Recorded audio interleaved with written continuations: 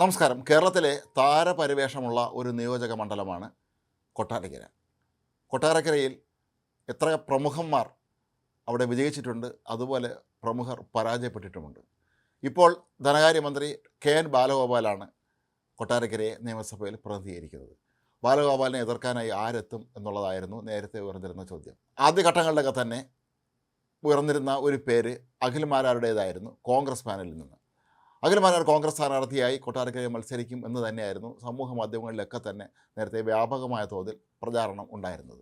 എന്നാൽ ഇപ്പോൾ ലഭിക്കുന്ന വിവരം അഖിൽ മാരാർ 2020 സ്ഥാനാർത്ഥിയായി NDA സ്ഥാനാർത്ഥിയായി കൊട്ടാരക്കരയിൽ മത്സരിക്കുമെന്നാണ്. കൊട്ടാരക്കരയിൽ നടത്തിയ രഹസ്യ സർവേകളിലൊക്കെ തന്നെ അഖിൽ മാരാർക്ക് എല്ലാ സാധ്യതയുമുണ്ട് എന്ന് തന്നെയാണ് BJP കണ്ടെത്തിയിട്ടുള്ളത്. എന്നാൽ BJP സ്ഥാനാർത്ഥിയായി മത്സരിക്കാൻ അഖിൽ മാരാർക്ക് ചില ബുദ്ധിമുട്ടുകൾ ഉണ്ട് എന്ന് കണ്ടെത്തിയതിൻ്റെ കൂടി അടിസ്ഥാനത്തിലാണ് 2020 എന്ന NDAയിലെ പ്രധാനപ്പെട്ട ഒരു ഘടകകക്ഷിയിലേക്ക് അഖിൽ മാരാർ ചേരുന്നത് എന്നും കൊട്ടാരക്കരയിൽ സ്ഥാനാർത്ഥിയാകാൻ പോകുന്നത് എന്നുമാണ് ഇപ്പോൾ പുറത്തു വരുന്ന വാർത്ത. ബിഗ് ബോസ് താരമായിരുന്ന അഖിൽ മാരാർ സിനിമാ സംവിധായകനാണ്. സമൂഹത്തിലെ പ്രധാനപ്പെട്ട വിഷയങ്ങളൊക്കെ തന്നെ ശക്തമായി തന്നെ നിലപാടുകൾ എല്ലായിടത്തും അവതരിപ്പിക്കുന്ന വ്യക്തി കൂടിയാണ്.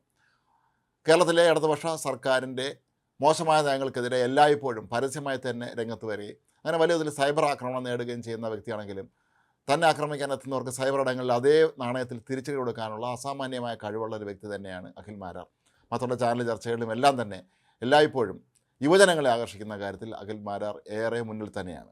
അതുകൊണ്ട് തന്നെ ആയിരിക്കാം ഒരുപക്ഷെ കോൺഗ്രസ് ആദ്യഘട്ടങ്ങളിലൊക്കെ തന്നെ അഖിൽ മാരാരെ ഭാവിയിൽ തങ്ങളുടെ സ്ഥാനാർത്ഥിയായി കണ്ടിരുന്നത്. എന്നാൽ ഇപ്പോൾ ഐഷ പോറ്റി CPM വിട്ട് കോൺഗ്രസിൽ ചേർന്ന സാഹചര്യത്തിൽ ഐഷ പോറ്റി തന്നെയാണ് മത്സരിക്കാൻ 90% സാധ്യത എന്നിരിക്കെ അഖിൽ മാരാർക്ക് അവിടെ അവസരം നഷ്ടപ്പെടുകയാണ്. മാത്രമല്ല കഴിഞ്ഞ പ്രാവശ്യം കോൺഗ്രസ് സ്ഥാനാർത്ഥിയായി മത്സരിച്ചിരുന്ന രശ്മിയും ഇക്കുറി BJP സ്ഥാനാർത്ഥിയാകുമോ എന്നുള്ള ചില ചോദ്യങ്ങളൊക്കെ ആദ്യഘട്ടത്തിൽ ഉയർന്നിരുന്നു. അത്തരത്തിലുള്ള ചില നീക്കങ്ങൾ നടന്നതാണെന്ന് പറയപ്പെടുന്നുണ്ടായിരുന്നു.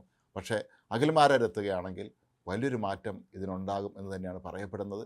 കൊട്ടാരക്കരയിൽ R ബാലകൃഷ്ണപിള്ള ചോദ്യം ചെയ്യപ്പെടാത്ത നേതാവായിരുന്ന കാലഘട്ടത്തിലാണ് 1970 നിയമസഭാ തെരഞ്ഞെടുപ്പിൽ കൊട്ര ഗോപാലകൃഷ്ണൻ എന്ന യൂത്ത് കോൺഗ്രസ് നേതാവ് അദ്ദേഹത്തെ പരാജയപ്പെടുത്തിയത്. പിന്നീട് R ബാലകൃഷ്ണനുള്ള പരാജയം നേരിട്ടത് 2006 ഐഷ പോറ്റി അദ്ദേഹത്തിനെതിരെ മത്സരിക്കാനെത്തുന്ന കാലഘട്ടത്തിലാണ്. അങ്ങനെ കേരള രാഷ്ട്രീയത്തിലെ അതികായനായ R ബാലകൃഷ്ണപിള്ള പോലും പരാജയം അനുഭവിച്ച കൊട്ടാരക്കര മണ്ഡലത്തിൽ സംസ്ഥാന ധനകാര്യമന്ത്രി കെ എൻ ബാലഗോപാൽ നേടാൻ പോകുന്നത് കടുത്ത പോരാട്ടമായിരിക്കും എന്ന് ഇതോടുകൂടി ഉറപ്പായിരിക്കും. അഖിൽ മാരാർ തന്നെയാണ് NDA സ്ഥാനാർത്ഥിയായി എത്തുന്നത് എങ്കിൽ അഖിൽ മാരാറും ഐഷ പോറ്റിയും കെ എൻ ബാലഗോപാലും മത്സരിക്കാൻ ഇറങ്ങുമ്പോൾ അത് വലിയൊരു ത്രികോണ മത്സരത്തിലേക്ക് തന്നെ എത്തിക്കും എന്നാണ് കരുതപ്പെടുന്നത്. കാരണം അഖിൽ മാരാരെ സംബന്ധിച്ചിടത്തോളം യുവജനങ്ങൾക്കിടയിൽ ന്യൂജൻ അല്ലെങ്കിൽ ജെൻസി എന്നൊക്കെ അറിയപ്പെടുന്ന പുതിയ തലമുറയ്ക്കിടയിൽ അസാമാന്യമായ സ്വാധീനമാണ് അദ്ദേഹത്തിനുള്ളത്.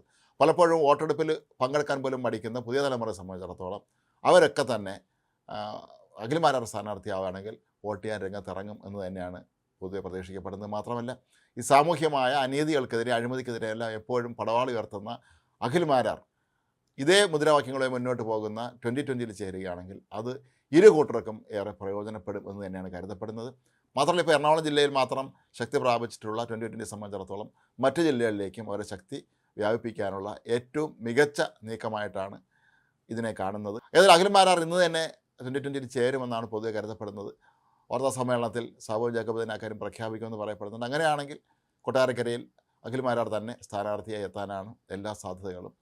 അഖിൽ മാരാരെ സംബന്ധിച്ചിടത്തോളം എവിടെയും തൻ്റെ അഭിപ്രായം വിളിച്ചു പറയാൻ ആർജവമുള്ള ഒരു യുവതലമുറയിലെ ശ്രദ്ധേയനായ താരമെന്നുള്ള നിലയിൽ അദ്ദേഹത്തിന് ഏറെ പ്രതീക്ഷകൾ തന്നെയാണ് ഉള്ളത് എന്നാണ് പൊതുവെ കരുതപ്പെടുന്നത്.